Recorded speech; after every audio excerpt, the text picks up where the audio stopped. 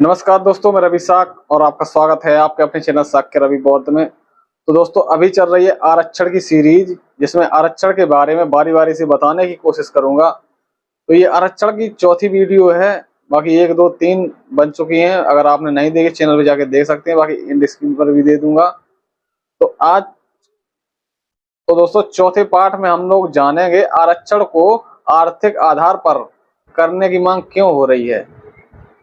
दोस्तों, उन लोगों से रिक्वेस्ट है जो इस चैनल पर नए आ रहे हैं, उनसे रिक्वेस्ट है चैनल को सब्सक्राइब करके बेल आइकन को भी प्रेस कर लें, ताकि ऐसी ही वीडियो आपको देखने को मिलती रहेगी। चलिए दोस्तों, शुरू करते हैं। आरक्षण को आर्थिक आधार पर करने की मांग क्यों हो रही है, चौथा पार्ट है ये। दोस्तों, ध्यान से देखिएगा, क्योंकि ऐसी वीडियो लगातार आपको देखने को मिलती रहेगी। आरक्षण में आर्थिक आधार मुद्दा ही नहीं है। असली मुद्दा जाति और उससे उपजे शोषण का है। इस असली मुद्दे को जानबूझकर आर्थिक आधार पर स्थित करने का सफल प्रयास किया जा रहा है। एक जातिवादी आरक्षण का विरोध तो करता है, किंतु जातीय भेदभाव और उससे उत्पन्न गरीबी, अत्याचार, शोषण का रत्ती भर भी विरोध नहीं करता। क्या कभी आपने आरक्षण विरोधी को जाति व्यवस्था का विरोध करते हुए देखा है? आरक्षण सामाजिक का मुद्दा है। यदि आरक्षण एक आर्थिक मुद्दा होता तो एक दलित द्वारा आरक्षण प्राप्त करते ही वह सवर्ण बन जाता।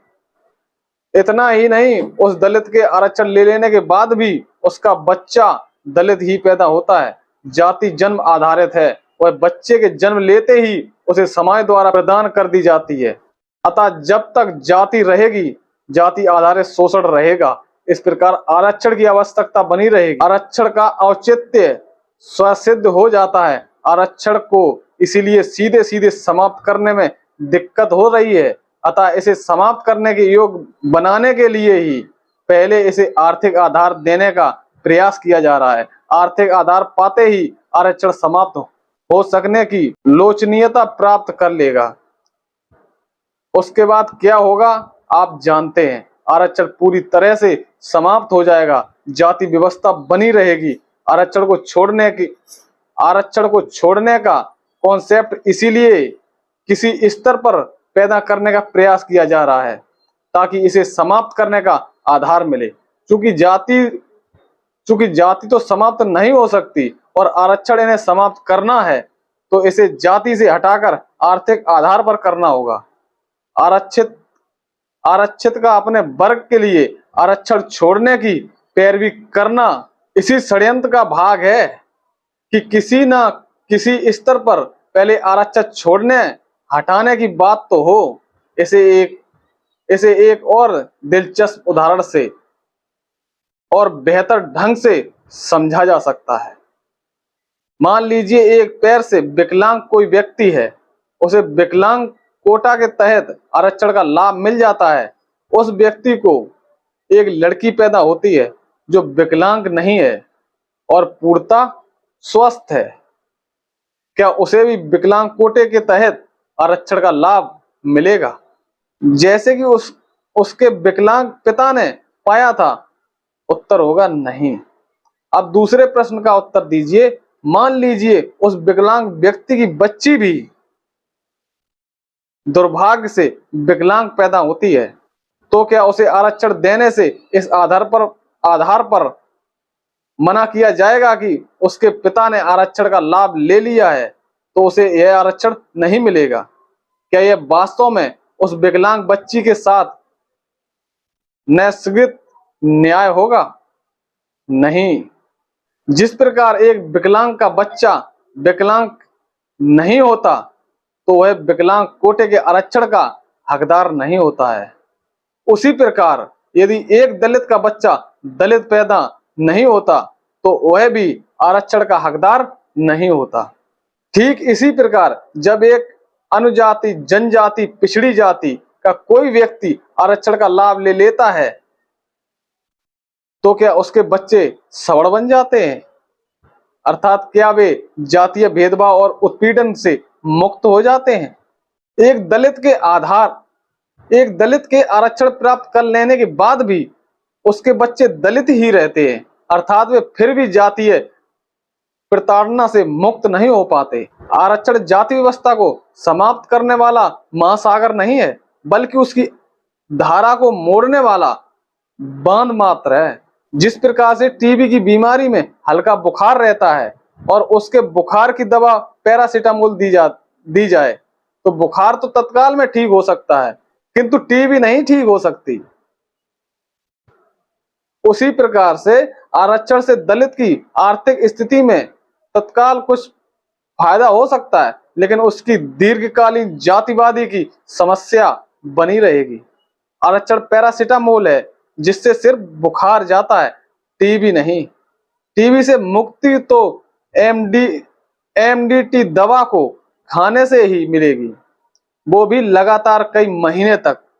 एमडीटी दवा है जाति व्यवस्था की समाप्ति। एक सच्चा आरक्षण विरोधी हो ही नहीं सकता।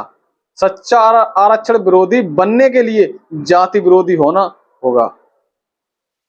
गोया जाति खुद आरक्षण विरोधियों के लिए एक आरक्षण है। यदि सचमुच में कोई आरक्षण मिटाने के प्रति गंभीर होता तो वह जाति को मिटाने पर बल देता।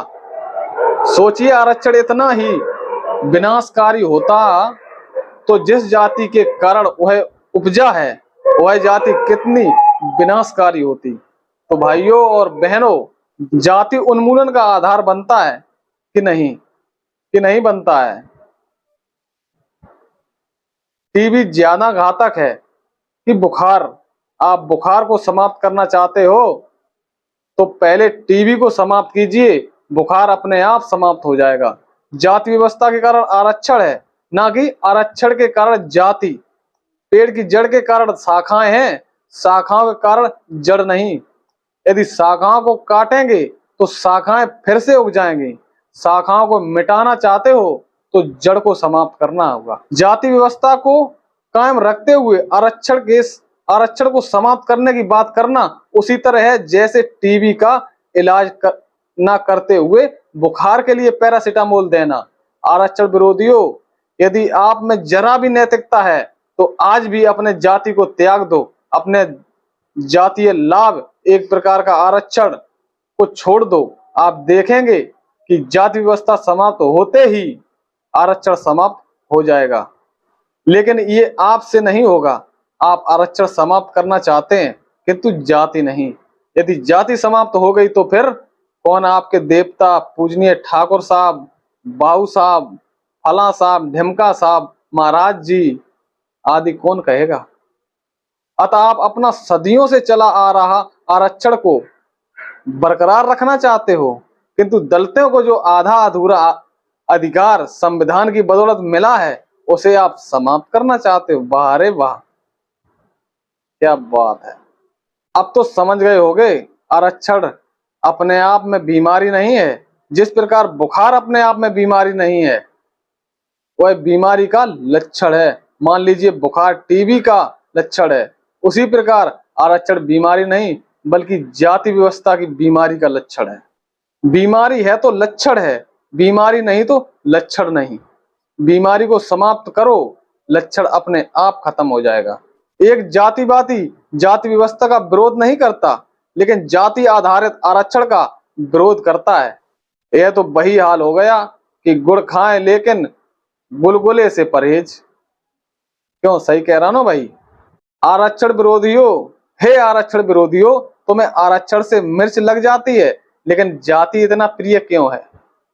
क्या कारण है कि भारत में जाति छोड़ो आंदोलन आज तक किसी भी आरक्षण विरोधी के द्वारा नहीं किया गया।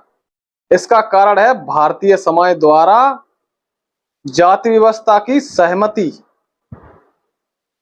100% सहमति। जाति व्यवस्था पर सहमति का अर्थ है इसके कारण उत्पन्न अनवरत शोषण का मोहर लगाना। तो दोस्तों, ये छोटी सी वीडियो कैसी लगी कमेंट बॉक्स में आके जरूर बताएं। अगर जरा सी भी अच्छी लगी तो अपने दोस्तों और फैमिली के साथ शेयर करें।